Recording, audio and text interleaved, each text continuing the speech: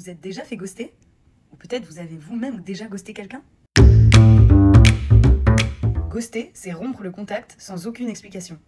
Ça s'est beaucoup développé, notamment avec les réseaux sociaux et les applis de rencontres. Ça arrive en amour, mais aussi en amitié. Et ça s'est même développé dans le monde du travail.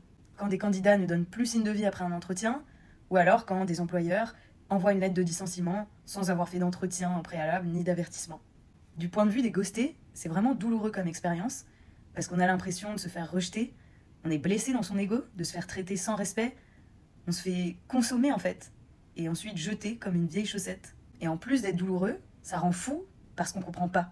Alors on cherche des explications, on se fait des films, on imagine que la personne a eu un accident, ou même pire, que la personne est morte. On a un besoin inassouvi de comprendre, qu'on soit attaché ou pas d'ailleurs. Et ensuite, on va voir la personne poster des stories sur Instagram, donc finalement on se dit, bon bah non, elle est pas morte en fait, juste elle m'ignore. Dans pas mal de situations de ghosting que j'ai observées, souvent dans le ghosting amoureux, y a beaucoup de personnes qui ghostent à partir du moment où elles se mettent en couple avec quelqu'un d'autre. Plutôt que de simplement envoyer un message, je suis en couple, les gens préfèrent couper la communication. Et du point de vue des ghosters, il y en a qui vont dire que c'est une manière de se préserver et que c'est plus facile de ne pas répondre que de dire non et de culpabiliser ou de devoir donner une explication. Pour ces personnes, ghoster, c'est en quelque sorte appuyer sur le bouton pause. Sauf que pour l'autre personne en face, ça peut être pris comme un manque total de considération. Bref, il y a des milliers de raisons de ghoster quelqu'un, et je pense que cette manière de faire s'est beaucoup développée avec l'avènement des applis de mise en relation. Donc ça inclut les réseaux sociaux, les applis de rencontres, mais aussi les applis comme par exemple Le Bon Coin, ou Blablacar, ou Airbnb.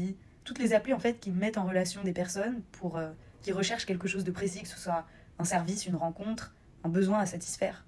En fait, on est dans l'instantanéité d'une demande qu'on doit satisfaire. Et on a un flux infini de propositions. Donc finalement, tout va très vite parce qu'on prend ce qu'on est venu chercher, on consomme, et ensuite on passe à autre chose. Et on va pas prendre le temps d'expliquer à chaque fois. Et en ligne, on est paradoxalement un peu dépersonnifié finalement, et les codes sont pas les mêmes, tout va vite, et on va pas prendre le temps, et on fait des choses qu'on ferait pas du tout en face à face avec quelqu'un, mais on est derrière nos écrans, donc c'est pas vraiment nous-mêmes, et on se permet de faire beaucoup plus de choses.